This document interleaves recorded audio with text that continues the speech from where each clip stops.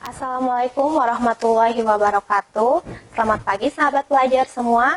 Bertemu lagi bersama Ibu Kanaa pada mata pelajaran Otomatisasi Tata Kelola Keuangan. Pada kesempatan kali ini, Ibu akan membahas materi mengenai kebijakan pengelolaan keuangan. Apa itu kebijakan? Kebijakan merupakan suatu tindakan yang memiliki tujuan yang diikuti dan dilaksanakan untuk memecahkan suatu masalah. Lalu, apa sih itu pengelolaan keuangan?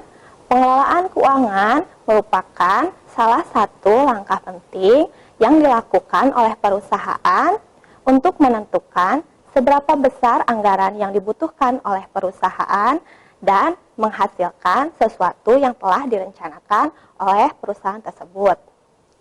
Jadi, apa itu kebijakan pengelolaan keuangan?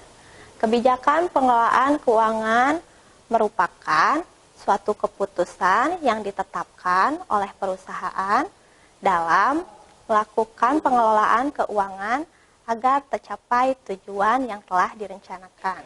Selanjutnya akan dijelaskan mengenai macam-macam kebijakan pengelolaan keuangan. Di sini akan dijelaskan beberapa jenis kegiatan utama dari kebijakan dalam melakukan pengelolaan keuangan. Yang pertama yaitu mencari dana.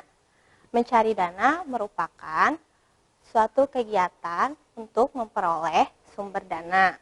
Dana yang diperoleh bisa berasal dari internal perusahaan dan eksternal perusahaan.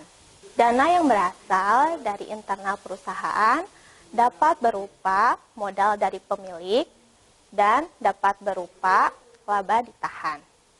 Laba ditahan merupakan laba yang tidak dibagikan kepada pemilik dan bisa digunakan untuk dijadikan sebagai modal.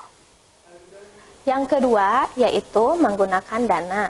Menggunakan dana merupakan kegiatan dalam menggunakan atau menginvestasikan dana yang telah diperoleh ke dalam berbagai bentuk aset. Aset itu apa? Aset itu merupakan suatu harta atau kekayaan yang dimiliki oleh perusahaan. Aset dapat berbentuk kas, dapat berbentuk bangunan, tanah, dan lain sebagainya. Yang ketiga yaitu mengelola aset.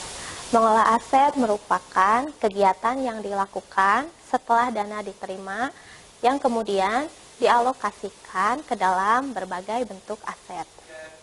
Untuk penjelasan selanjutnya yaitu mengenai ciri-ciri dari kebijakan pengelolaan keuangan. Ciri yang pertama, kebijakan tersebut dibuat oleh semua pihak terkait pada suatu instansi atau perusahaan. Ciri yang kedua yaitu kebijakan dapat diterima oleh semua pihak dengan tujuan untuk memajukan instansi atau perusahaan. Ciri yang ketiga yaitu kebijakan tidak merugikan instansi atau perusahaan.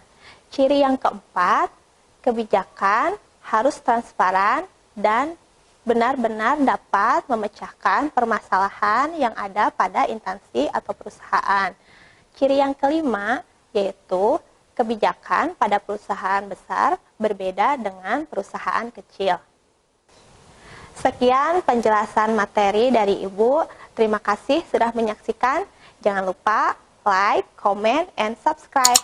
Wassalamualaikum warahmatullahi wabarakatuh.